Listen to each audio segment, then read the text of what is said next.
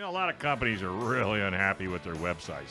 They look old, they're out of date, and it's just not getting customers. But you know what? Sage Tree gets it. Since 2005, Sage Tree has been helping companies with websites that look great, work great, and get leads. Stop being frustrated by your website and get one that you're proud to share. Contact Sage Tree today to get a website that makes the phone ring. Getting started is real easy. Call 866-728-9100. That's 866-728-9100 and get your website fixed today.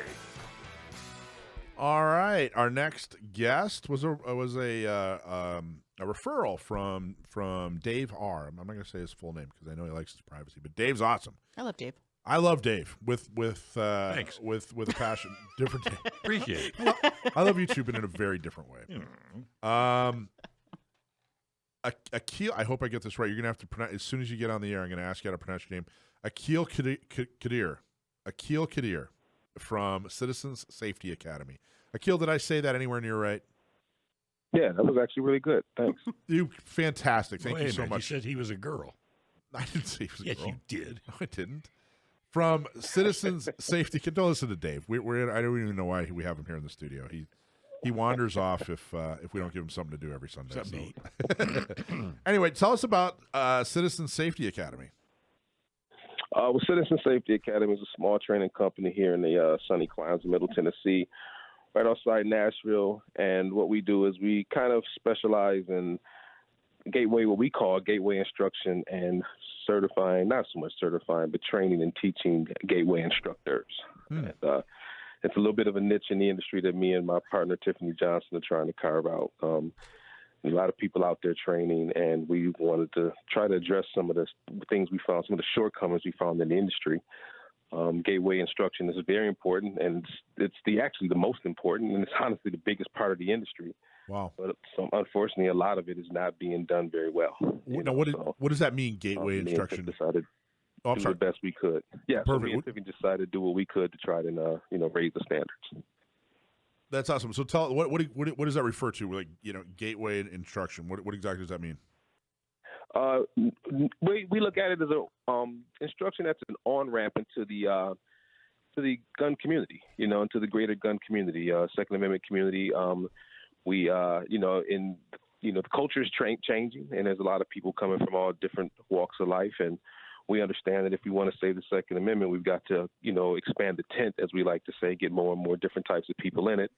And sometimes in some circles, the gun industry is get painted with with a brush, a political brush that makes it look like, it's unwelcoming to some people. And we know some of that is, by design, but we think that a lot of, guys in the gun industry, for example, I'm an African American, come from African American community, obviously.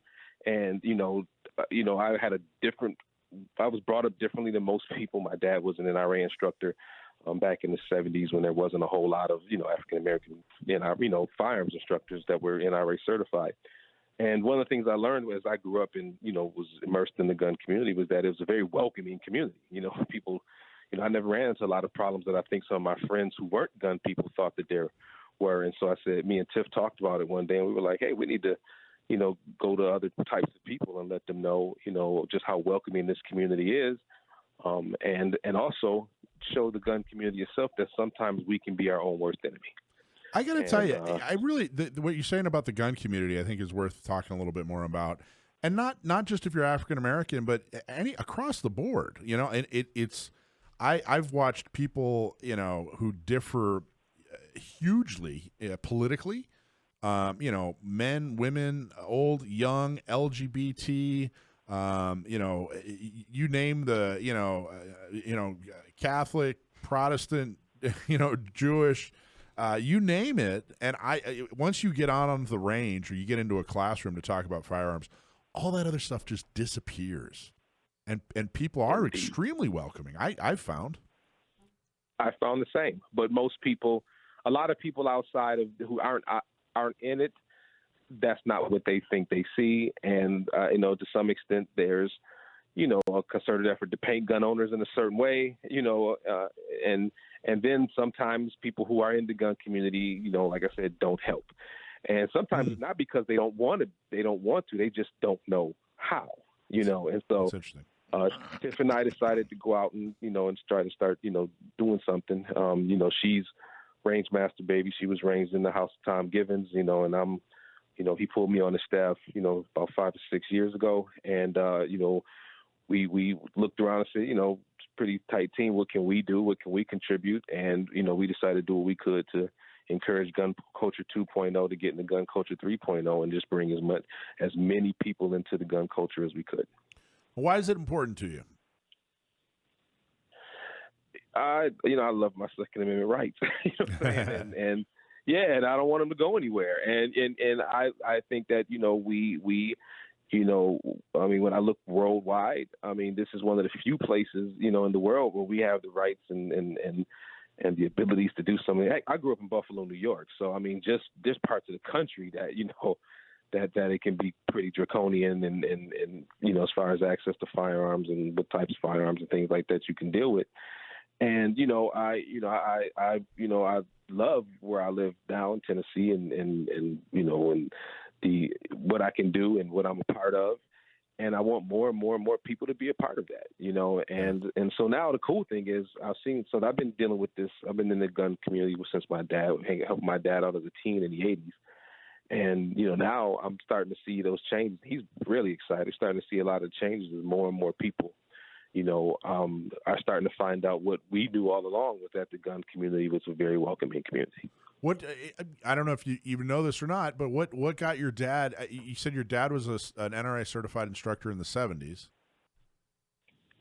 Yeah, he was a Vietnam vet, and he came home and he came home to Buffalo, got married, and he wanted to protect his family, things like that, and saying that there wasn't a whole lot of other places that you could really go get the training, and he wanted to come back to his community and train more and more people. And so he started up a gun club, the Dory Miller Rifle and Pistol Club, in 1980. That's still going strong to this day. Wow. And it's primarily on the east side of Buffalo, which is where most black people live. And but it was always open to all kinds of people, which was wonderful about it. He made sure that everybody knew that this thing is directed towards what he thought was a group of people who didn't have a gun culture, weren't part of a gun culture, didn't really know that they could be part of a gun culture, but at the same time, it was open to any and everybody who wanted to join. So this question might be way too big, but what do you think it is? Like, what happened as far as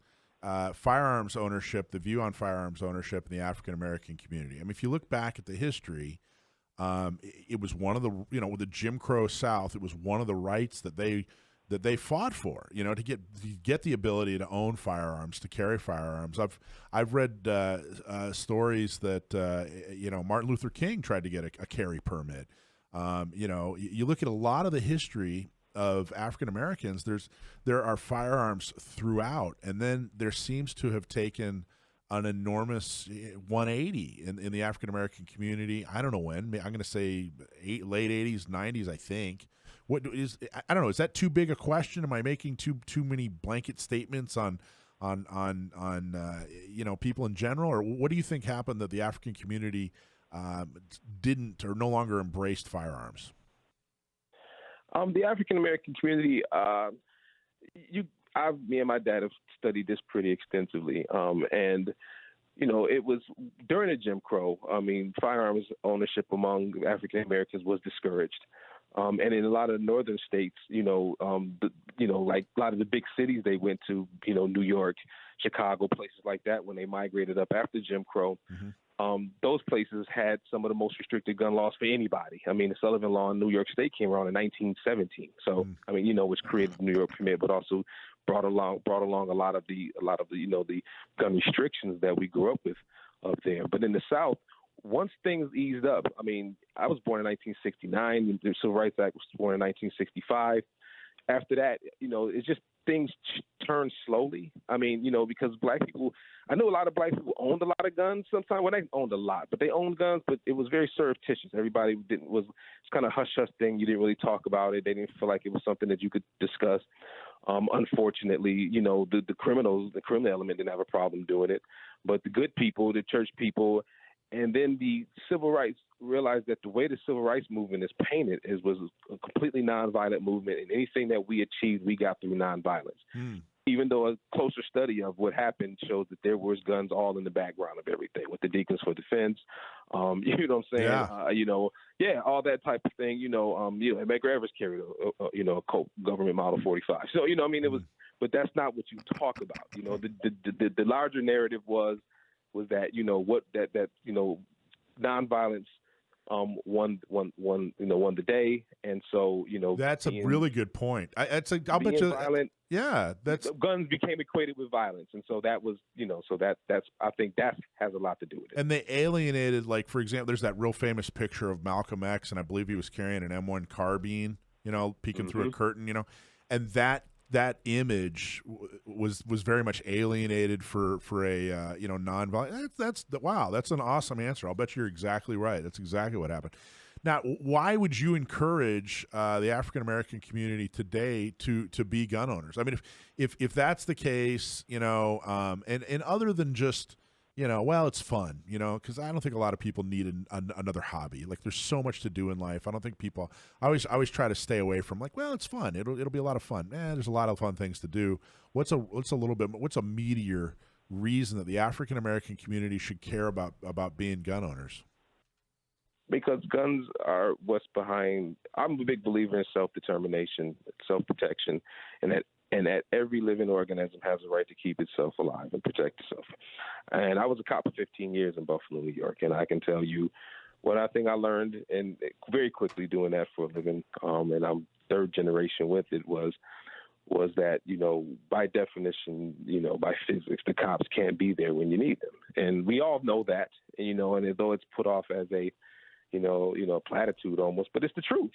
Saying that right. You are your own first responder. And it's just a matter of taking control of your own life, being, the decision maker, being the type of person who doesn't rely on other people to do what you should be doing, which is, defending yourself in those moments and things like that. And so I think that if more people took that into consideration and really thought about it, they realize they really don't have a choice. Hey, is there a better tool that empowers a woman to defend against the attacker that's 100 pounds bigger? Well, that's why it's so important for women to learn how to defend themselves with the most effective self-defense tool ever invented. For women, led by women, the Not Me program is designed to help with training, purchasing a gun, and getting a concealed carry permit. And guess what? It's free. To sign up, go to notmesd.org. The program is also available in Orange County and Inland Empire. Get help today, notmesd.org. All right, we're talking to Aqil Qadir from Citizens Safety Academy, and we were talking about what Citizens Safety Academy does, and we were talking about the African American community and the history of firearms ownership of the African American community, which is fascinating to me. Before I want to get back to talking about Citizens Safety Academy and what you guys do. But before we do, you said something really interesting. You were saying that you're interested in gun culture 3.0. We're in 2.0 and 3.0, and you were saying that extremely open and accepting community, the gun world, the gun owner community, which I agree 100%. And you were saying that there've definitely been some mistakes made. I'm paraphrasing what you said, or that sometimes we don't do the best that we should. What's an example? What's something that our listeners should be aware of that isn't bringing a good look or a good name to the gun owner world? Well, first we try to educate them on optics a little bit, and how how. For example, we got on our website we have something called the Wall of Smiles.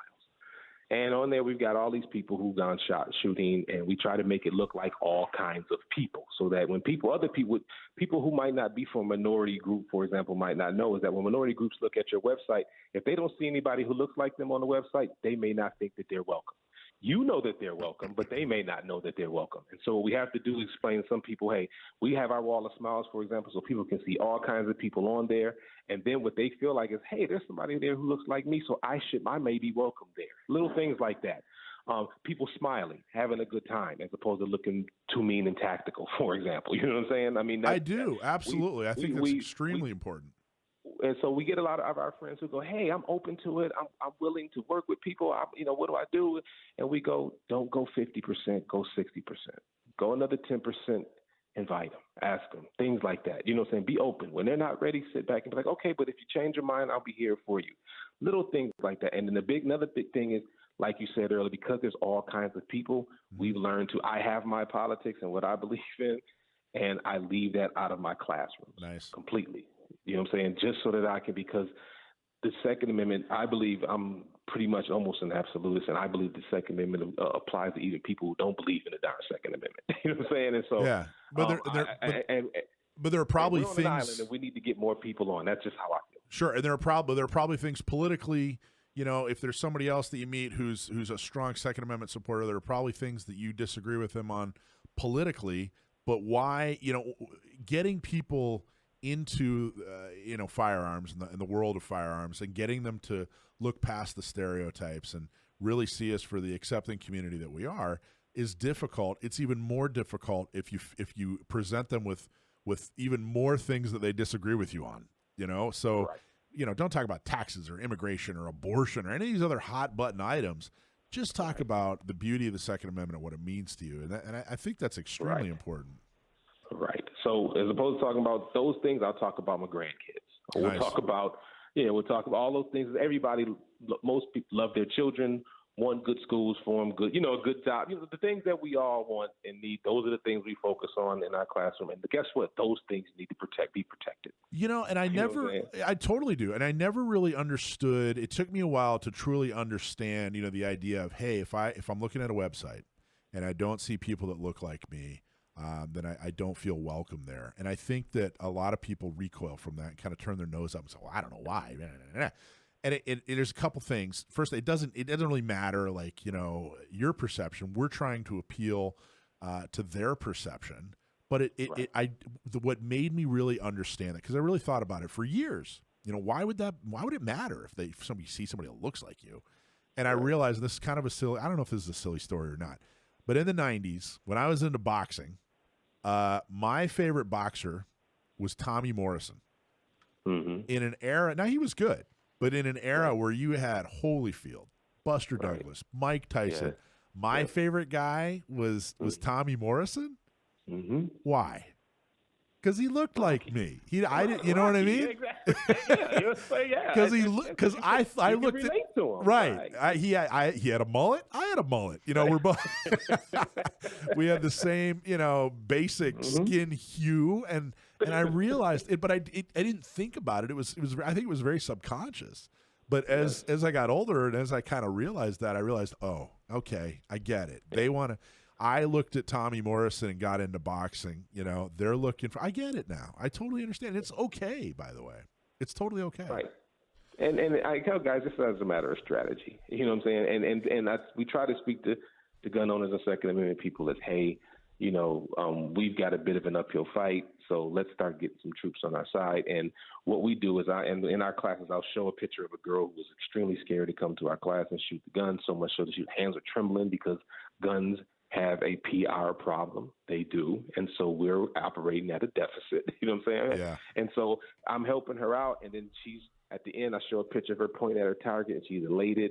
Turns out she was my son's, my daughter-in-law's friend. And I go to a wedding and she jumps in my lap and I'm trying to figure out who this girl is. And I realize it's the girl from the class, and then she, and I realized that we changed her life. And I said to the guys in the class, I said, hey, even if she never wants a gun in her life, now it's hard to make it out that all gun people are bad to her. Mm-hmm. Yeah, that's and awesome. We are an ambassador to this thing, and we really have to go out because John Farnham, the great John Farnham, said something all the time. He said, and I'm saying this, and he said this, and he said, sure. The Second Amendment is not going to be is not going to be carried on the backs of aging white men. It's not. America's changing, demographics are changing, and we have to change our tactics and like I said, get as many people into this thing as we can, or it's going to be tough. Male, pale, and stale. That's what I. Why are you looking at me? You and me, Dave. You and me are a little too male, a little too pale, a little too stale. That's why we have Alicia. She's not stale or male. She's female. And then we have Action Jackson here, who's not stale at all. He's only, how old are you, buddy? 9. 9 years old. Okay, Wow. so yeah, 9 years fresh. Hey, you're going to love this, Aqil. He's got a really important question. he does. Ask him your question, bud. What's your favorite gun? Nice, good question. Really? My favorite gun is an old Colt Python my dad gave me. 1969. You know how with hard those are to bluing find in that looks like California? water, and there's not a turn line on the cylinders. One. That is a Python. I Pull it out think, every so often, just look at it. is that three? Is a Python's 357? Yeah, 3 6-inch barrels, beautiful. That's awesome. I always wanted the I don't shoot it, but I just look at it. I pull it out. It's on a leopard skin gun rug with desiccant packs, and I just look at it, touch it, and then rub it clean and stick it back in the safe. You know. My dream gun is the Anaconda, Colt Anaconda, which is it's the 44 Magnum version of that. Yeah, man. Yeah. Oh, I've always wanted one of those so badly. I encourage you to shoot it though, man. I don't just babysit it for the next guy. Come on. I try to, but every time I cock the hammer and it's so smooth and it locks up so tight, and I just ease the hammer forward, and I go nah, and then I go grab a Glock and go shoot. See, because you know if you shoot it, you'll never put it down.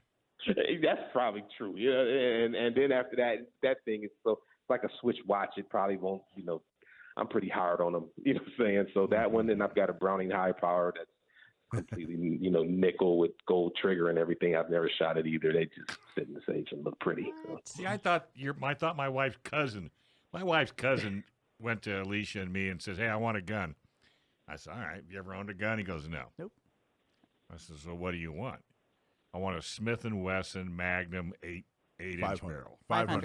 8-inch barrel."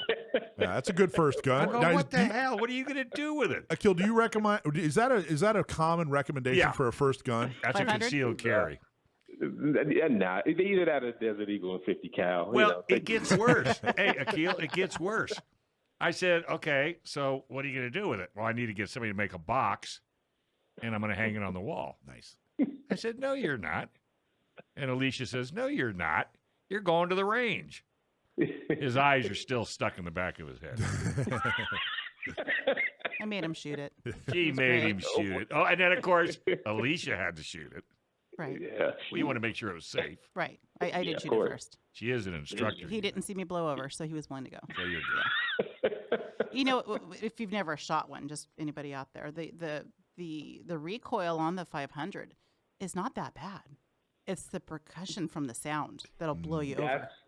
That's what I heard. Yes. And I saw the report and a flame come out both sides of it, and I watched carefully from a couple lanes down, and I was like, What the nice. hell was that? Yeah. Like, It's and then the atmospheric event that happens. Well, they're Yes. still putting windows in Discount Gun Mart afterwards. yeah, the guy said you got to open your mouth when you shoot it, So Never thought of that. So, how do people, if people want to know more about you, before we have just a few more minutes, and I want to make sure Follow if you people around. want to follow you, if people want to work with you, or what do you recommend? How do they find you? What's a good first step? What kind of people should reach out to you? anybody can reach out to us, and they can get us at citizensafety.com. It's the best way to do it, and we got a contact form on there, and it goes to me and Tiff, and we'll be happy to talk to anybody just about any old thing. So, hey, this has been a fun interview. We appreciate you taking time out of your Sunday evening, right in the middle of football. I appreciate you having me. It was great. Thank you, guys. All right. Well, I guess we're not quite done yet. Go ahead, ask another question, Sam. Mike. My name's Mike. We've known each other for 8 years. Name tag? You need a name tag. Well, I'll tell you what. Let's do a little lightning round. Just real quick questions that I like to ask from folks. Some of the every gun guy knows these. So, Okay, gotcha. 9mm or 45. 9. 9mm or 45. Awesome. 45, Gavin. Now I'm 9. Yep. AR or AK? Now I'm AR. Really? You were an AK Sounds guy like before? he was an AKer. You remember back in the days, you could get com-block guns cheap. You know what I'm saying? I got my first SKS was at Woolworths. Now you want a good AK, it's $2,000. So now I'm a diehard AR guy. And last one, Mossberg 500 or Remington 870? Remy 870 all day Because long. you know why? Because you're law enforcement, right? Yeah, that. Well, Yeah. actually, I'm old enough that we actually had a Ithaca 37. So Ah, a classic by no doubt. Nice talking to you, man. Nice Thank talking you to for you, coming man. on. Appreciate likewise, it. guys. Hey, you take care. Thanks for watching this clip from Gun Owners Radio. You can watch us live every Sunday from 4 to 6 p.m. California time, right here on our YouTube channel, or if you're in the San Diego area, you can listen to us on 1170 a.m. We're also available on your favorite podcast platform for free. Don't forget to like and subscribe so that you can help restore and protect the Second Amendment, not just in California, but across the country.